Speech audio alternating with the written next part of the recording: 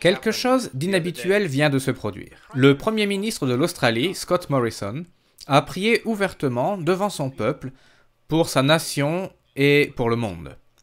Quand avons-nous vu pour la dernière fois un autre politicien en faire de même? Nous pouvons assurément souligner le courage de M. Morrison. Aussi, je pense que nous devons admettre qu'il était très sincère dans ce qu'il a dit à cette occasion. Néanmoins, il y a un petit problème, et je sais qu'une partie de ce que je vais dire ne sera pas très populaire, mais il faut que ce soit dit. Avant de prier, M. Morrison a cité 2 passages dans les Écritures. Le premier était Psaume 34, versets 18 et 19. Nous lisons « Quand les justes crient, l'Éternel entend, et il les délivre de toute leur détresse. L'Éternel est près de ceux qui ont le cœur brisé, et il sauve ceux qui ont l'esprit dans l'abattement. » Le deuxième passage était dans Ésaïe 58, versets 11 et 12. « L'Éternel sera toujours ton guide, il rassasiera ton âme dans les lieux arides. Et il redonnera de la vigueur à tes membres, tu seras comme un jardin arrosé, comme une source dont les eaux ne tarissent pas. Les tiens rebâtiront sur d'anciennes ruines. Tu relèveras des fondements antiques. On t'appellera réparateur des brèches, celui qui restaure les chemins, qui rend le pays habitable. » C'est un passage très inspirant. Cela ne parle pas vraiment de l'époque actuelle, il se réfère à une époque à venir. Mais c'est un passage très inspirant. J'ai mentionné le courage et la sincérité de M. Morrison. Mais il manquait quelque chose, et cela peut se résumer en un seul mot, repentir, ou repentance. Il n'y avait aucun appel à la repentance, aucun appel lancé à son peuple pour changer.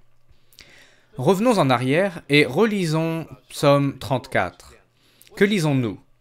Il est écrit « Quand les justes crient ». Tout ce qui arrive ensuite ne s'applique que si des justes crient. L'Australie est-elle une nation juste?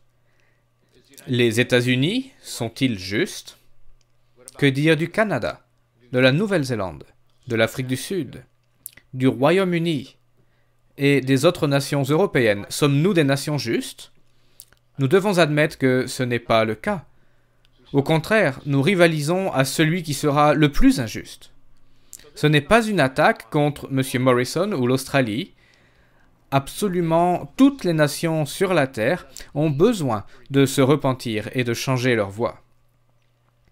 Le deuxième passage dans Ésaïe 58 déclare « L'Éternel sera toujours ton guide, il rassasiera ton âme dans les lieux arides. » L'Australie a connu de terribles sécheresses ces dernières années.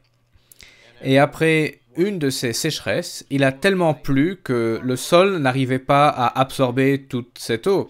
600 000 bovins, effectivement, sont morts à cause de cela. Et avec l'alternance des sécheresses, 1 milliard d'animaux sauvages ont été détruits. Un territoire de la taille de l'État de la Pennsylvanie, pour ceux qui connaissent la géographie des USA, c'est l'étendue du territoire qui a été détruit par les incendies. Les Australiens ont traversé des moments très difficiles. Assurément, ils ont besoin de nos prières, et nous devons prier pour eux. Mais nous devons aussi prier pour que le peuple se repente, qu'il change. Nous tous, de la même manière, dans notre pays, n'importe où dans le monde, nous devons changer. Mais dans Ésaïe 58, notez comment ce chapitre commence, au tout premier verset. Ce passage commence en disant « Crie à plein gosier, ne te retiens pas, élève ta voix comme une trompette, et annonce à mon peuple ses iniquités, à la maison de Jacob ses péchés. » Tout le passage commence avec un appel à la repentance, un appel au changement, une déclaration pour annoncer au peuple ses iniquités.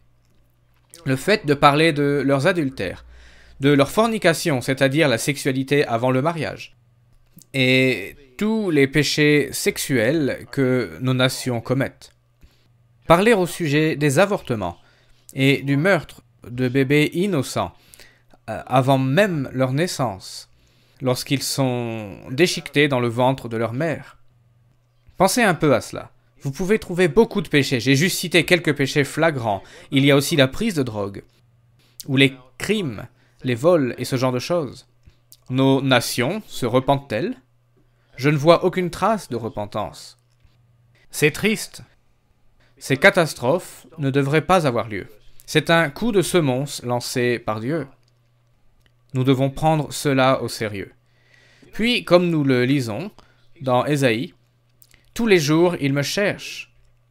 Ils veulent connaître mes voies, comme une nation qui aurait pratiqué la justice et n'aurait pas abandonné la loi de son Dieu. Ils me demandent des arrêts de justice, ils désirent l'approche de Dieu. Ils aiment venir devant Dieu et agiter leurs bras et chanter des cantiques et toutes ces choses-là. Mais il poursuit, pourquoi mortifier notre âme? Il demande, à quoi nous sert de jeûner si tu ne le vois pas? De mortifier notre âme si tu n'y as point égard. Avant de répondre, voici le jour de votre jeûne, vous vous livrez à vos penchants, et vous traitez durement tous vos mercenaires, ils profitent des gens. Voici, vous jeûnez pour disputer et vous querellez, pour frapper méchamment du poing. Vous ne jeûnez pas comme le veut ce jour, pour que votre voix soit entendue en haut. Puis il nous montre que le passage lu et cité par M. Morrison vient après la repentance, après qu'un changement ait eu lieu. Alors seulement, l'Éternel sera toujours ton guide. Ensuite, que dit-il après le passage lu par M. Morrison? Voici, si tu retiens ton pied pendant le sabbat pour ne pas faire ta volonté en mon saint jour, si tu fais du sabbat tes délices pour sanctifier l'Éternel en le glorifiant, et si tu l'honores en ne suivant point tes voies, en ne te livrant pas à tes penchants et à de vains discours, alors tu mettras ton plaisir en l'Éternel, et je te ferai monter sur les hauteurs du pays. Je te ferai jouir de l'héritage de Jacob, ton père, car la bouche de l'Éternel a parlé. Bien que nous soulignions le courage et la sincérité du Premier ministre de l'Australie, néanmoins quelque chose manquait dans son message, et il s'agit de la repentance.